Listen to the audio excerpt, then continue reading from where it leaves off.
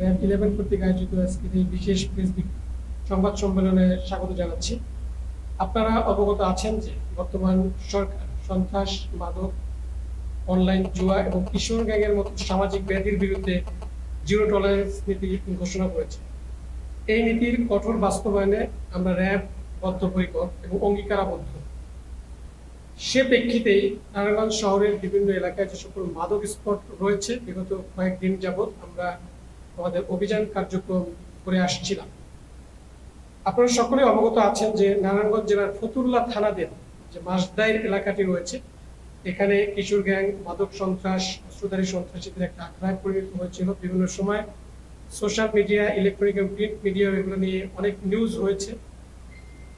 সে লক্ষ্যে গতকাল 5ই এপ্রিল দুপুরের দিকে আমাদের একটি গোয়েন্দা দল সুনির্দিষ্ট মাদক স্পটগুলো শনাক্ত করার জন্য যায় এবং তারা তাদের কার্যক্রম চলাকালীন সময় এই মাদক সন্ত্রাসীদের দ্বারা তারা যখন আইডেন্টিফাই হয় এবং তাদের উপরে অতর্কিতভাবে আক্রমণ চালায়, যেখানে আমাদের 3 জন সদস্য আহত হয়।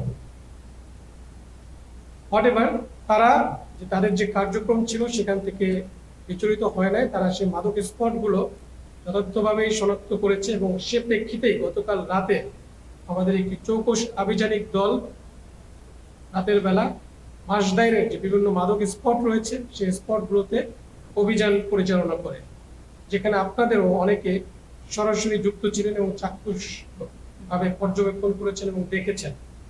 সেই অভিযানে আমরা 13 জন মাদকের সাথে রিলেটেড, কিশোর গ্যাং এবং আরো অন্যান্য অপরাধের সাথে সংশ্লিষ্ট 13 জনকে আমরা গ্রেপ্তার করেছি এবং উক্ত এলাকায় বিভিন্ন স্পট থেকে 6 রাউন্ড পিস্তলের গুলি, 10টি চাকু, 7টি চাইনিজ কুড়াল, 2টি রামদা এবং অনেক চাপাতি এবং স্টেনলেস স্টিলের অনেক লাঠি, যেগুলো তারা কিশোর গ্যাং এবং সন্ত্রাসী কার্যক্রমের জন্য ব্যবহার করে থাকে।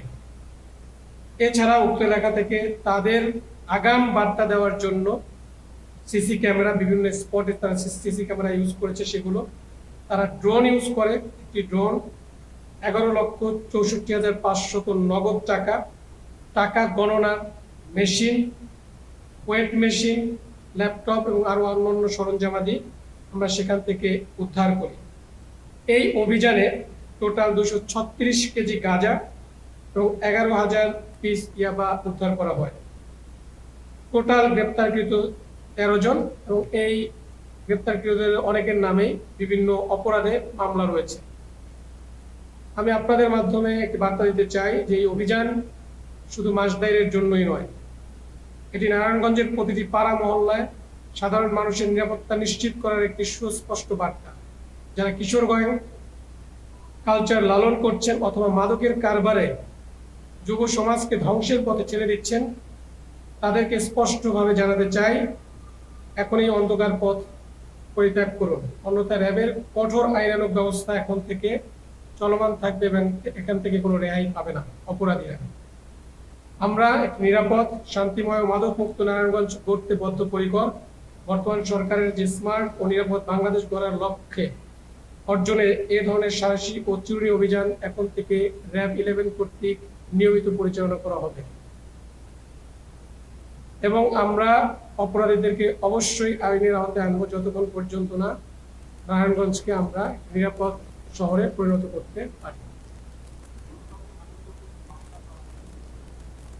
গতকালে আপনারা জানেন যে আমাদের মিডনাইট পর্যন্ত অভিযান কার্যক্রম চলমান ছিল। আমরা আজকের মধ্যে আমরা যে রিকভারি পেয়েছি, যে আসামি যারা অ্যারেস্টেড হয়েছে, সব মিলিয়ে আমরা মামলার কার্যক্রম আজকে আমরা করব।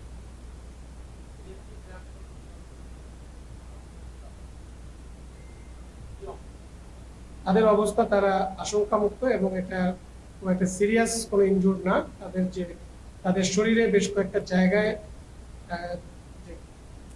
আঘাতপ্রাপ্ত হয়েছে, তাদেরকে রামদা দিয়ে কোপানোর যে ইয়ে হয়েছে, সেই কোপের দাগ লেগেছে একটা জায়গায় এবং বর্তমানে একজন ঢাকা সিএমএইচে চিকিৎসারত আছে, একজন পুলিশ হাসপাতালে প্রেরণ করা হয়েছে। But both of them are safe, কোনো আশঙ্কা নেই তাদেরকে।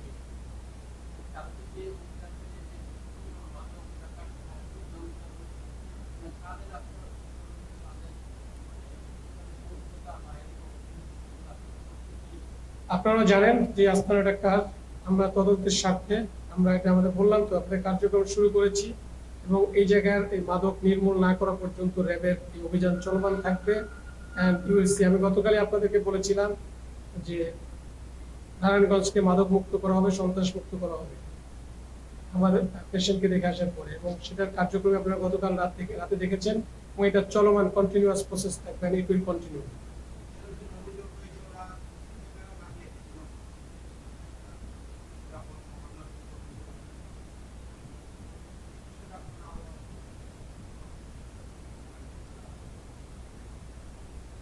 দেখেন অনেক অনেক তথ্যই তো আছে বিভিন্ন জায়গায়, আপনাদের এই যে আপনারা যে নিউজ দেন সোশ্যাল মিডিয়াতে, সেটার নিউজ লিঙ্কের নিচেও অনেক অনেক তথ্য থাকেন কোথায় কোথায় কি আছে আপনারা জানেন, আপনারা ভালো করেই জানেন। এখানে আমার জানা মতো ওই এলাকায় মাসদার এলাকার অনেক সাংবাদিক আপনারা আছেন, এই যে মাদক পরিচালনা করা হচ্ছে কারা করছে তাদের নামে কখনো মাদক হয় বাট তাদের নামগুলো আপনারা মেনশন করেন, তাদের নামে মামলা হয় না। হ্যাঁ, একটা ভয়, অজানা ভয় কাজ করে, বাট সবাই আমরা আমাদের সমাজের জন্য কাজ করছি।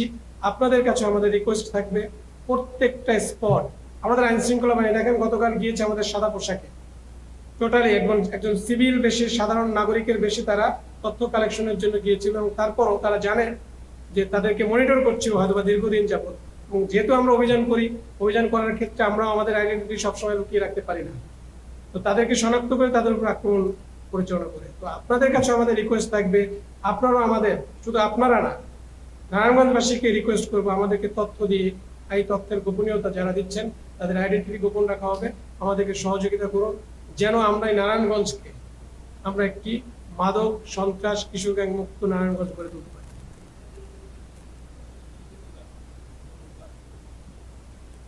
উক্ত ঘটনার সময় প্রায় 20 থেকে 25 জনের আমরা কথা জেনেছি।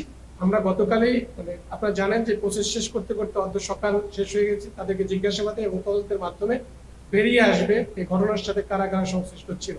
আমাদের কাছে সিসিটিভি ক্যামেরার ফুটেজ আছে, ফুটেজ থেকেও আমরা বের করবো যে এর সাথে কারা কারা জড়িত ছিল এবং কতজন জড়িত ছিল, বিহাইন্ড দ্য সিন কারা কাজ করেছে, everything will be find out and action will be taken. Thank you.